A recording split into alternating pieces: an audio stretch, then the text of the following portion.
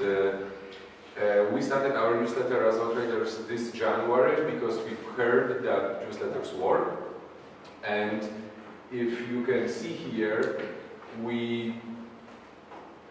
right now we call it a magazine which is distributed over email. And I actually believe that you can run a very successful publication which would be, for example, email only, and actually have a huge community through it, which is covered. So the idea of launching a newsletter was born through our crowdfunding. It was one of our promises we have made, that we will launch by the end of January this year a newsletter, provided we get funded. We get funded, so we started it.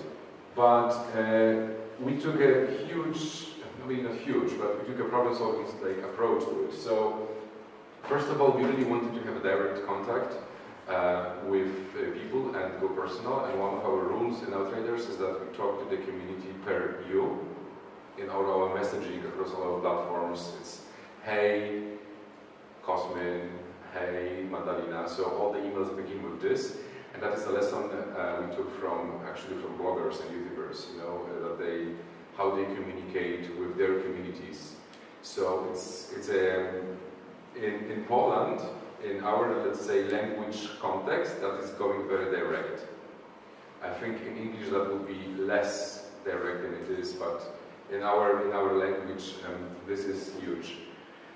The second thing is that, and that also applies to what Dimitris was saying, is that this newsletter is about what is happening around the world in global issues. And when we talk to people, they said they have too much news. They don't know how to follow world issues. You know, they don't get all of the context and so on and so on. So that was the problem they've had. Also, lack of context, as I said, and you know, many journalists I know from mainstream media, they say people are not interested in the world issues. I say they are not interested in the way that those issues are being given to them. And those are two different things. And so we were looking for a solution. And we found a solution which is mobile ready, it has a responsive design, there's no entry barrier for user, and you don't have to leave the app to do anything else. And that solution is an email, basically. So as you can see, this is very innovative. This is very innovative form. But if you think about it, you think of an email like, it's not cool, and so on. No, it's very powerful. It's very powerful. So we started to work on it, and that is basically the first installment which we released. And now, what we decided to do is that we did it for 2 months without announcing it publicly that we have it. We were only sending it to the people who we promised that we were going to send it. And instead of trying to come up with all the ideas, whether it's good formatting or not formatting, is it visible, and so on, we were asking them all the time. Like, is it okay? Is the green cool? And they were like, no, we hate it. Because, yeah, and they were like, no, we cannot see it. But it was done in a friendly way. But this is also I think, taking more of a startup approach. I would say, don't release what you think is ready. Just release it a month before you think it's ready. And start working with people. Because if you want to have an engaged community, well, you gotta start engaging them. And also, it's like they feel that there's a little bit of some ownership. And what's really important in having a relationship is listening, I would say, and hearing people. So it's also about showing that if we engage with them, we listen to them.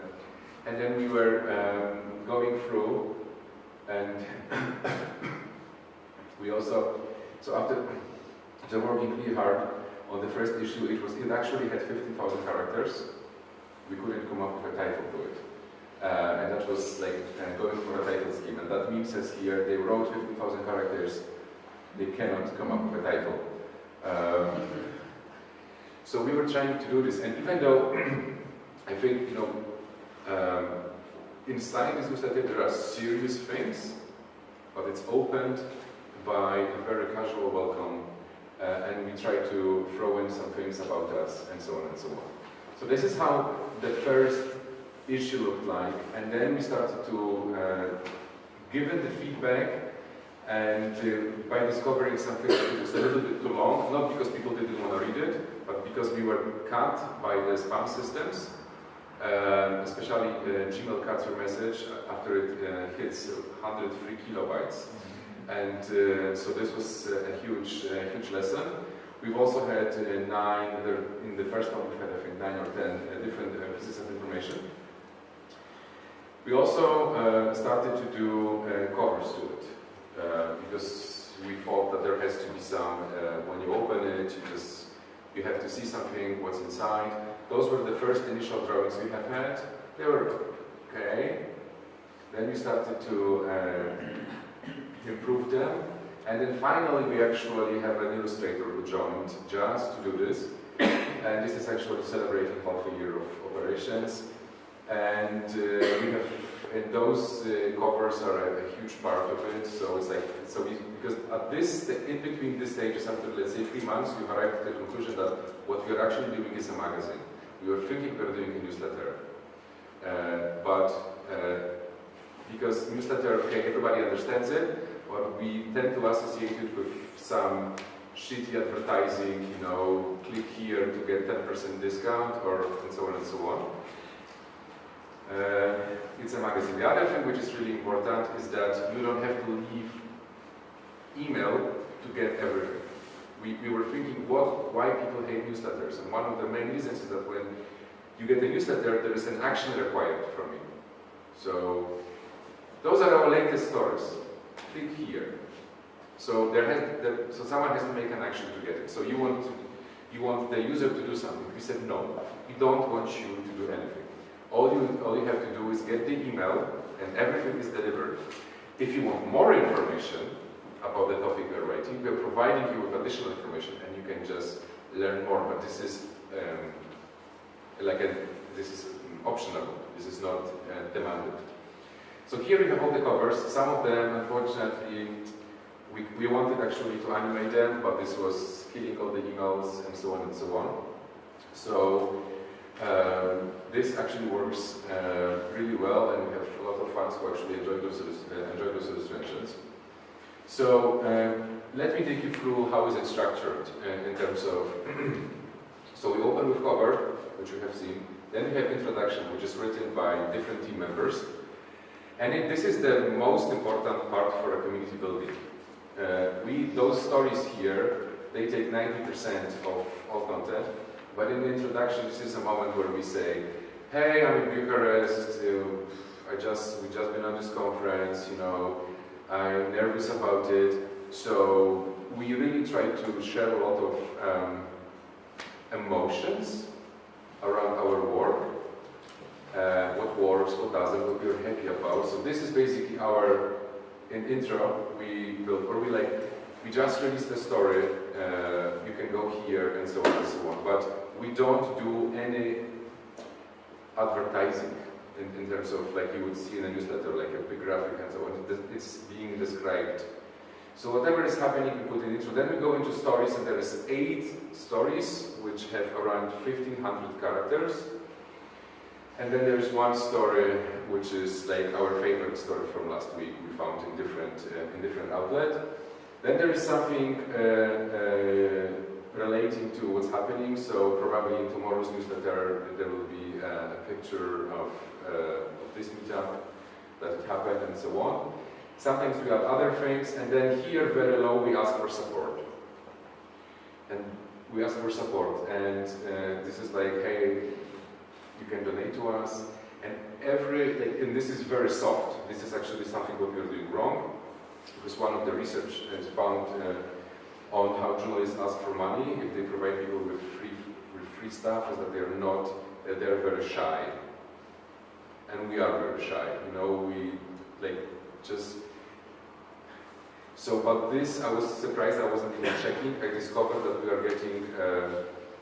Because we also have subscription, we also have ability to support us constantly, and this is something we really advertise. This is just here, and this is ad hoc donations. Every week we get money through it. Every week we get money through it. And then there is thank you. So this is basically how it works. And now this is how the newsletter, and then what's really good is that this newsletter, parts of it we distribute. So we throw in covers to to announce that, hey, tomorrow there is a new brief and this is the cover. Interesting thing is that people have no idea what's inside. Because the cover is actually based on, it's, let's say, illustrator's fun with whatever is inside. We throw them out, and so the cover is actually our way of socially engaging, like getting new people to it. This part of it. Landing page, we try to do like every 6 to 8 weeks. We try to like have this small campaign to push subscribers into it, so it's not only constant like week by week and so on. Those are people who say like this is like landing page which follows all the marketing rules of being landing page. So we have also like quotes from people what they think about it. And now newsletter. I just recently was on another journalist conference and someone said, yeah, we should have done newsletter. We only need 3 hours to do it. And you know, everybody works. So here is actually the truth how it. So Saturday and Sunday. Initially we wanted to do, we promised the newsletter on Monday. But we had to explain to the people that sorry, just we want to have weekend. So we switched it. We switched it to Friday. So Saturday and Sunday are story selection. So the way it works is that we follow 300 different sources and we try to see what is in mainstream media, and then we try to we select stories which are omitted or give bigger context and so on and so on. Then Monday, the story selection still sometimes continues, but the first 3 stories are being written, the small pieces. This is Monday. Tuesday, we have 3 stories written, and the cover idea is sent to Illustrator. So basically she gets links to the stories, topics and so on, and on Tuesday she needs 48 hours to make a cover. Now Wednesday, we have all the 9 stories completed and then fact-checking kicks in. And because many of the stories, and I say fact-checking, I would like to use different effort here, but didn't want to do it, but like there are 2 people doing this. And it's necessary. We do sometimes translations, contextual messages, and the stories sometimes we write about.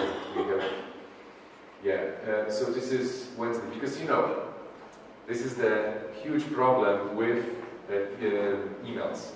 You cannot change it immediately. You know, once you hit that send button, it's done. It's like printing. You cannot, if you have an online story and you're like, oh shit. You know, it's Dimitris, not Dimitris, you know, you can just correct it immediately. Here, you basically think, oh no, we have to release a statement, you know, or pray no one notices it. So this is really important in this case. And then Thursday, editing, which takes 8 hours. Design, cover is done, and there is social media reminder, like tomorrow we have it. And then Friday, 8 AM, it's sent, social media promotion of it, and then people go to sleep. Like honestly, everybody in the team hates Thursday.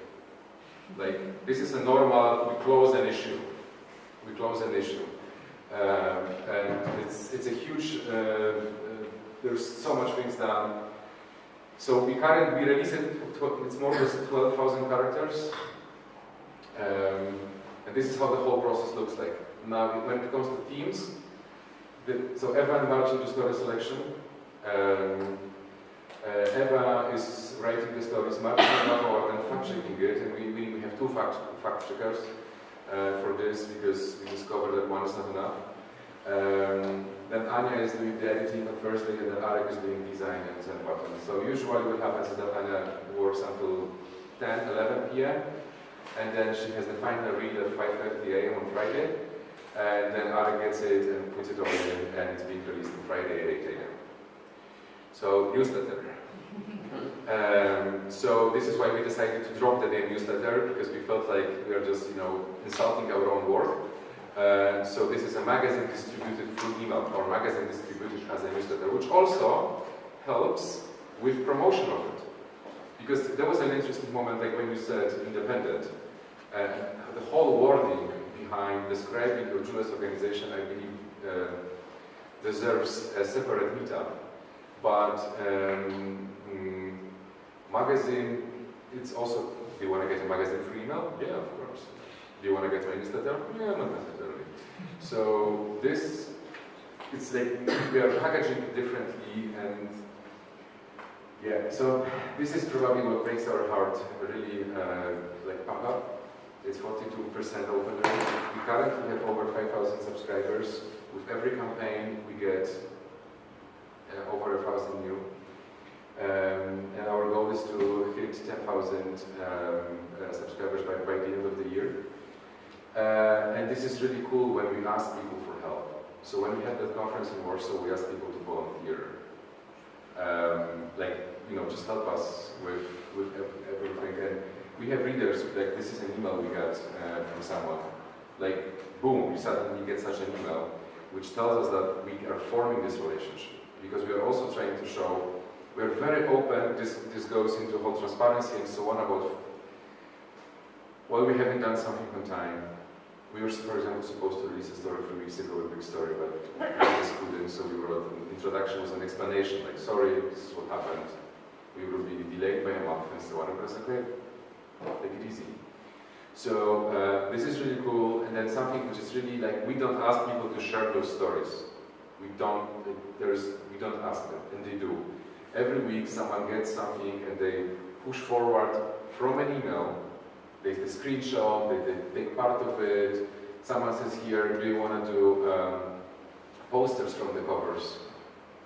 So we actually think about selling also covers, give the ability for people to buy printouts if they want to.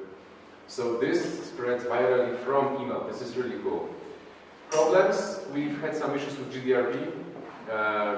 Yay. It takes a lot of time, like so much more than we initially anticipated. But I believe, you know, because Outriders started with like doing interactives, like you spend months doing those big stories and so on. It's there. If I think correctly what you're looking for.